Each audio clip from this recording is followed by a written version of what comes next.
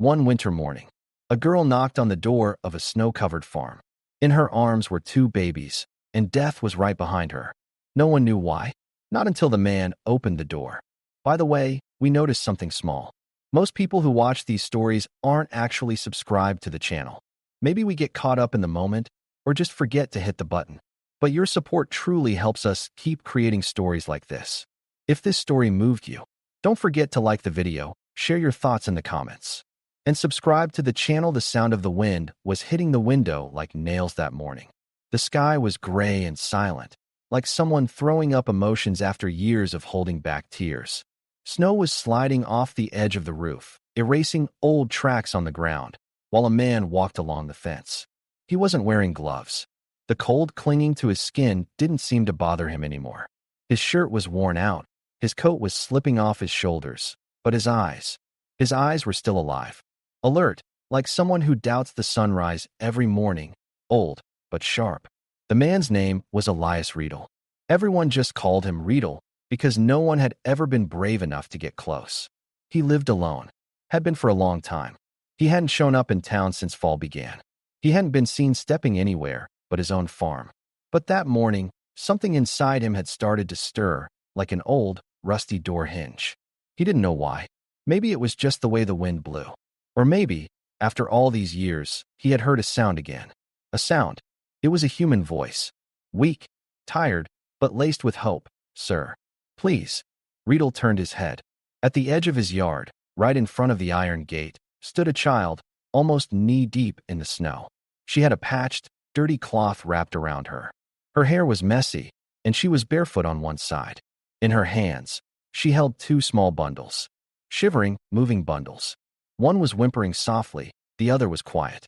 Riedel didn't say, "Go away," but he didn't move either. He just stood there. He looked at the girl. His cold breath mixed into the air like fog, while his thoughts were invaded by ghosts from his past. This scene reminded him of another winter morning, long ago. A door had opened back then, too, but no one had come out. Only silence had remained. The girl took a step forward. She sank into the snow up to her knee, but didn't stop. "Please. They're after us," she said. Her eyes were mixed with snow, but Riedel saw the determination of a woman, maybe even a mother, in her gaze. Or at least he thought he did, because this girl was only 12, maybe 13. "Name?" Riedel asked, as if getting that answer would make it all real. "Leona," she said. "Leona Weber. The babies don't have names. My mom didn't get to name them." The crack in her voice wasn't just from being tired. There was something else there. A helplessness trembling on the edge of a scream buried for years. Riedel walked to the gate. Snow crunched under his boots. His hands came out of his pockets. He opened the gate. Then he turned and walked to the house door without saying a word. The creaky wood opened like it was echoing an ancient memory. Leona stood frozen. She took a long breath before stepping in. When she did, the snow fell from her shoulders, like she finally had someone to share the weight. Inside, the house was old. The stones on the wall were blackened with soot, the fireplace barely burning, but warm enough to breathe. A small cradle sat in the corner, covered with a blanket. Riedel motioned for the girl to sit on a rug laid out on the floor. She gently knelt down and opened the bundles. Two babies. Girls. One was sleeping, the other was crying, but no sound came out. "They're not mine," Leona whispered. "But they're all I've got left." Elias leaned down. He studied the babies with his eyes, didn't touch them, then stood up, took a blanket off the wall, and dropped it on the floor. "Warm them up," he said. The girl nodded, tears frozen in her eyes. Right then, a noise came from outside. Not a tree, not an animal, a footstep. Riedel rushed to the window. He looked outside, but the thick white snow was hiding everything. He squinted at the horizon. There was a shadow, a track. Maybe wagon wheels, maybe hoof prints, he wasn't sure. But something was coming. That he knew. "Are you alone?" he asked again. Leona shivered. "Not until morning. But now I am." "Who are they?" The girl's eyes drifted far away. "My father," she said, "and the ones he calls family. My mom gave birth to girls, so She couldn't finish. She covered her mouth with her hand. But she didn't need to say it. Riedel understood. Because only a man who left a gravestone in his past could understand that kind of silence. He threw another log into the fire, then went to the door. He locked it, wedged a chair under the handle. "You're safe here now," he said. But his voice sounded like a promise not just to Leona, but to everyone he'd failed to save in the past. And that night, as silence fell from the sky like snow, 3 breaths blended inside the house. One deep and old, one tired but strong, and one brand new, still trying to believe in life. But out there, beneath the snow-covered earth, the ground could feel the quiet footsteps. The past had found its way, and this time, the door was closed. The morning started before the sun came up, but its rise was only on the calendar. The sky was gray, the wind was blowing again, but now, it wasn't alone. Elias had woken up in the early hours. He quietly went to the wood stove, blew into the remaining embers, and brought them back to life. The fireplace came alive again, with a tired but gentle flame. Leona was still sleeping. The babies were stirring quietly under the blanket, one breathing while leaning on the other. Elias watched them. It was hard to believe such tiny bodies could carry so much weight. But they did. And Leona, that little girl, had her eyebrows furrowed even in her sleep. She was on alert, even in her dreams. For someone her age, there shouldn't be anything inside but fear. But there was a fire inside her. Elias knew, because once, when he was her age, he too had tried to protect someone. He looked out the window. It had snowed all night, covering everything. But no matter how much snow fell, some marks never fade, especially the ones left by guilt, pain, and regret. His eyes locked onto a distant point. Maybe it was real, maybe it was just suspicion, but there was a shadow among the trees. A silhouette, motionless. But there. Elias walked to the door. He pressed lightly on the hinge. The creak from the door was so soft it wouldn't even wake a sleeping heart. He reached for the rusty rifle hanging on the wall. When he picked it up, he also opened the door to a past he hadn't touched in years. His fingers recognized the weapon. His shoulders tensed. His vision darkened.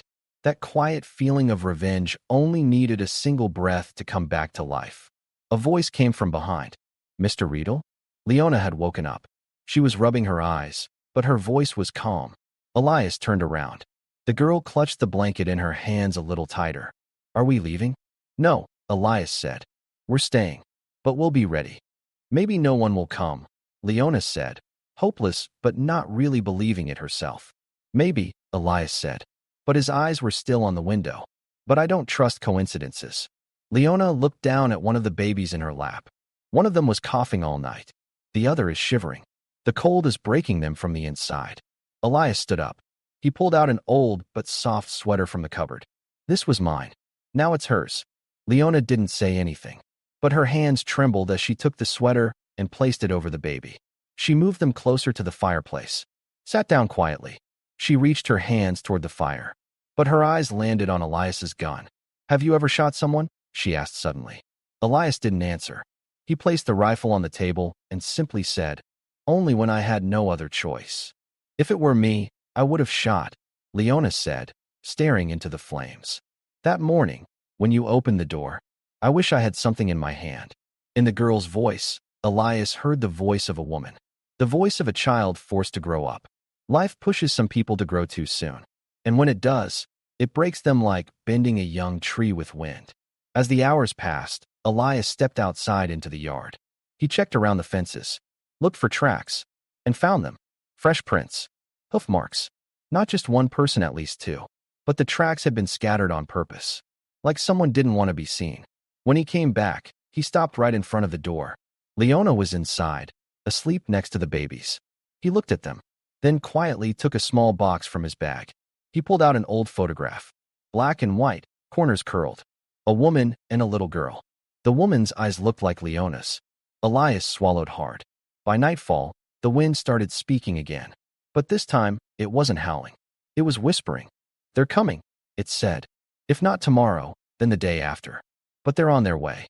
That night, Leona quietly approached Elias and asked, "If they come to take me, will you give me back to them?" Elias paused for a moment, then turned his head. His eyes weren't full of tears, but his voice was heavy. When you lose someone once, you never want to lose anyone again, especially not someone innocent. And while not even a leaf moved outside, a silent promise was made inside. Leona was no longer alone, and Elias was no longer just living with his ghosts. But every fire leaves behind ash, and the storm that would rise from those ashes was only just beginning. The morning came with a darkness hiding behind the silence. The snow had slowed, but it was still falling in tiny, delicate flakes. From the outside, everything seemed normal: a quiet farm, smoke rising from the chimney, an old house with frost on its windows. But inside, there was a weight that had lasted for hours. Elias had woken up earlier than usual, lit the stove, checked the door lock, and walked around the fence a second time. Leona was awake too. It didn't take long for Elias to notice. The girl was sitting by the window with one of the babies in her arms. She held the weaker one, Mercy, the name Elias had barely managed to say the night before. The other still had no name. Maybe Leona was keeping that name to herself, carrying a piece of her past she wasn't ready to share yet. Someone was watching the house last night, Elias said, taking a sip of his coffee. Leona didn't turn her head. She just asked, "Are you sure?" Elias said, "When a man's heart is burning, he can feel the direction of the wind." "I'm sure." The girl bit her lip. She gently stroked the baby's face. "If they find us, we won't be able to run, will we?" "Running sometimes gives the enemy the upper hand," Elias said. "But staying put is also dangerous. That's why we'll do both: hide, but stay out of sight." That day, Elias showed Leona a map he took from an old chest. In the woods behind the farm, there was a root cellar he'd dug years ago. "Damp, cold but hidden. That's your last shelter," he said. "If I fall, go there." Leona didn't say anything, but the look in her eyes now held more resolve than fear. By midday, a sound was heard. At first, from far away, the creak of wheels, the stubborn scrape of metal against stone, then the clatter of hooves. Elias didn't run to the window. He didn't need to. You can tell a person's intent by the sound of their steps. If you've waited long enough, you learn to know whether someone is carrying a burden or a weapon. "To the cellar," he said briefly. Leona quickly wrapped the babies up. She wasn't nervous anymore. It was as if she'd been preparing for this moment all along. She bent toward the cellar and disappeared. Elias locked the door, put out the fire, dimmed the lights. He grabbed the rifle and stepped toward the window. He saw the man approaching. Alone. That was the worst-case scenario. Because if someone came alone, they were either carrying a message of peace, or it was a trap. The man was wearing a brown coat, no hat. His face was uncovered, his expression calm, but his eyes were alert. His horse was white, almost invisible against the snow. They stopped. Elias cracked the door open. "What do you want?" he asked in a rough voice. The man slowly reached into his pocket, pulled out a letter. "I brought this," he said. "Noticed something while passing through. From town. Some people were asking about you. About the girl and the babies." Elias opened the door a little more, took the letter without taking his eyes off the man. The man said nothing, just nodded and rode away. His horse left deep tracks behind. But Elias knew. This wasn't just a message. It was a warning. Someone was coming. And soon. He shut the door and opened the letter. There were only a few lines inside. "Two men passed through here. They're looking for the babies. The girl's father is with them. They're armed. And they have a paper. It says blood debt. Be careful. There's still someone watching out for you." Leona read the letter without taking it from Elias's hand. She had come back, quietly. She wasn't hiding anymore. "My father," she said softly. "He's with them." Elias crumpled the letter. "A man isn't afraid of his own blood," he said. "But he fears those who've stained it." That night, he placed a sack by the door. Inside were corn, salt, and a few planks. But the real thing inside was a message. "We live here, and we're not an easy target." Leona walked to the window and looked out into the dark. Her eyes focused on the distance. "Can we stop them?" she asked. Elias turned to her. "If they choose to fight, they won't stop. But we're not walking dead. This house isn't just my grave anymore. It's your shelter, the baby's shelter, and ours." And outside, beneath the snow, the shadows moved again. This time it wasn't just one, there were multiple steps. Elias cleaned his rifle. Leona wrapped the babies in blankets. And the stove was lit again. But this time, not for warmth, for waiting. That morning, the sun rose, but its light never touched the ground. Snow was falling quietly. The wind now slipped inside without asking. Elias Riedel didn't wake up quietly like he usually did.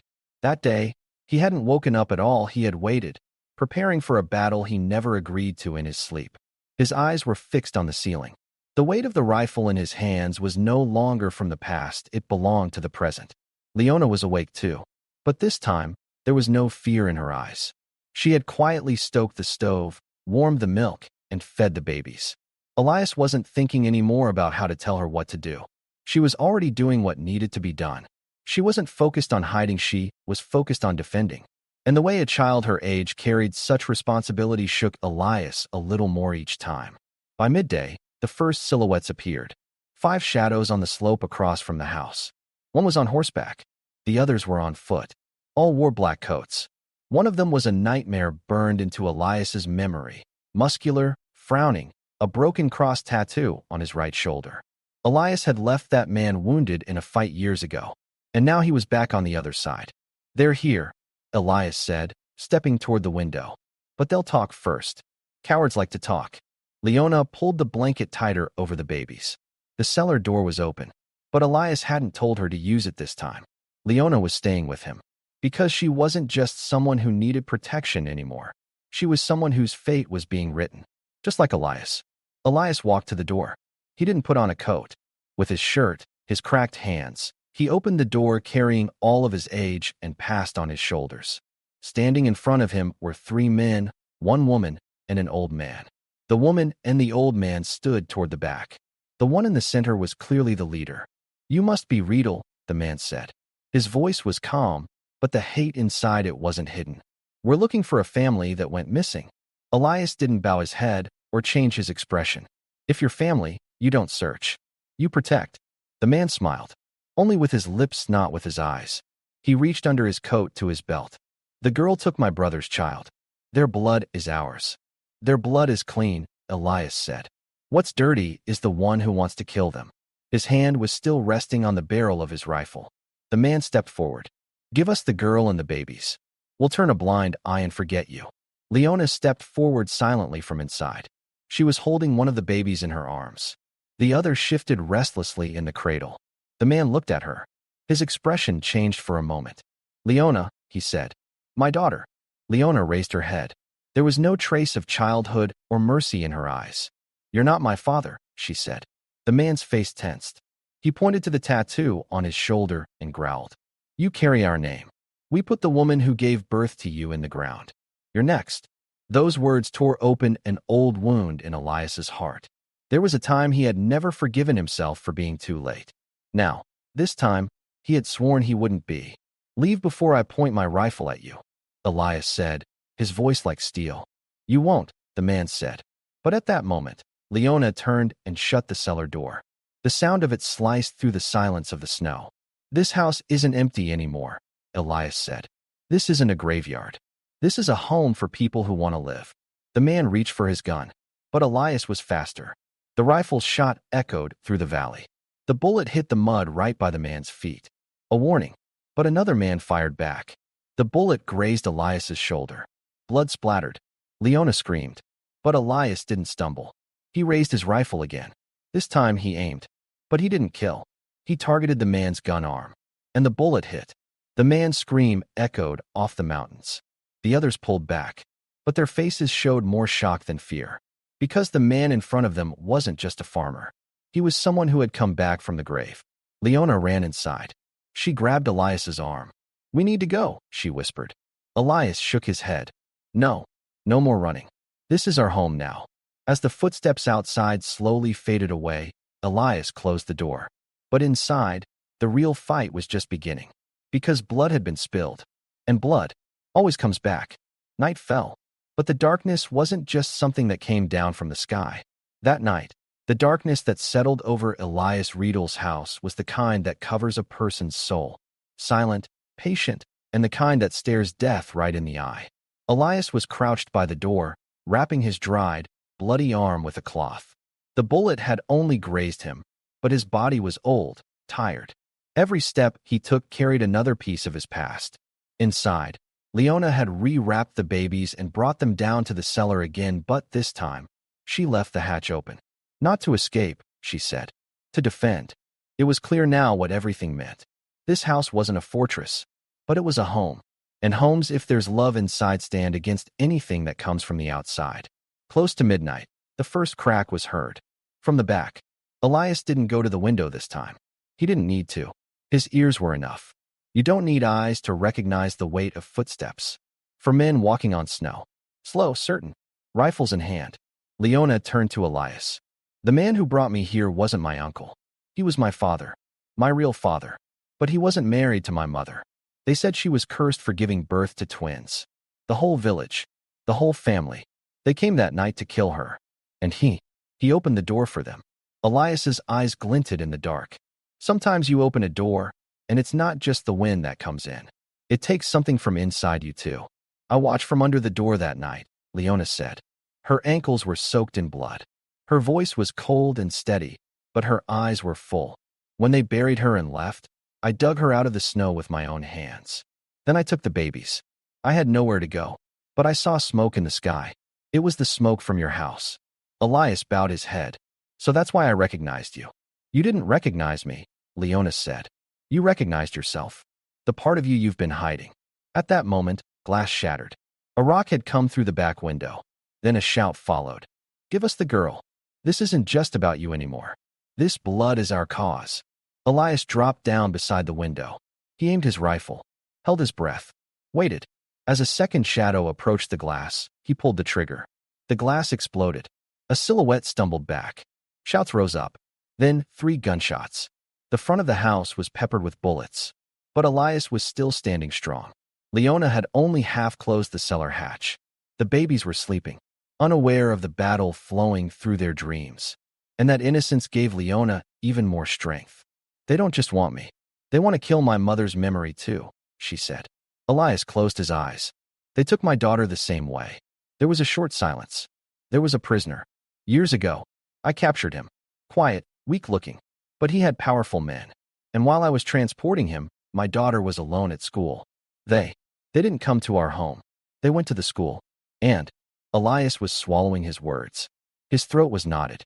Leona placed her hand on his knee. Maybe she's watching you now, just like my mother is. Maybe we're not alone anymore. There was an explosion. The door to the barn in the backyard had been kicked in. A shadow slipped inside. But just then, Leona stood at the threshold with a shovel in her hands. Elias shouted, "Stop!" But without turning back, Leona waited. As soon as someone came through the door, she swung the shovel with all her strength. A dull thud. Then a body hit the ground. The girl was out of breath. They don't only come with guns. They come with fear. But I'm not afraid anymore, she said. Elias came over to her. He took a rope from the wall and tied the man's wrists. Someone who's no longer afraid. Isn't just a child anymore, he said. You've grown up. As the night went on, the attack slowed. But the house was marked with bullet holes. There was blood on the window frame. The bandage on Elias's shoulder was soaked. But they were still standing. The house was still standing. And as morning approached, the footsteps outside faded. Silence returned. But this time, silence wasn't a threat. It was a victory. They had survived. Leona came up from the cellar. Elias checked the babies. They were alive. All of them. When will it end? Leona asked. Elias walked to the window. When they come again, we'll be ready this time. But tonight we're alive. And that's a victory. Leona closed her eyes. Elias placed his hand on her head for the first time. The only thing your mother left you wasn't fear. It was courage. You're not just someone taking shelter anymore. You're the owner of this house now. Outside, the snow had slowed. But under the ground, there were now new tracks. Footprints of resistance, loyalty, and a new family. As the first light of morning began to cut across the sky in a line of orange, Elias Riedel stood in front of the door, hands resting on his knees, waiting. The snow had stopped overnight, leaving behind a damp silence. The footprints in front of the house had now mixed with water. Blood, too, had sunk into the ground along with the snow. But something had changed in the silence. This was now the silence that follows a battle. Leona was sitting on a blanket she had laid out in the corner of the kitchen with the babies. They were both alive. And for the first time that morning, they had laughed together. Soft, crackly giggles, like spring bursting through the darkness. When Elias heard their laughter, he closed his eyes. He had waited years for that sound. Maybe because he had never heard it from his own daughter. Maybe because hearing someone still laugh gave him hope for the world. But outside the door, the world was still silent. There was something strange in that silence, like it was holding its breath. And finally, Elias heard the sound he had been expecting. Horse hooves. Just one pair this time. Getting closer. Elias didn't grab his rifle. He simply sat down on the chair next to the door. He no longer looked at those sounds with fear-only resolve. When the rider crossed the threshold, Elias recognized him. He wasn't one of the men he had shot the day before. This man was different. Calm, older, a gray cloak over his shoulders, and a face without war. Riedel, the man said. What my brother did stained not just our family name, but our humanity too. This fight is no longer ours. Others will pass judgment. But I wanted to warn you.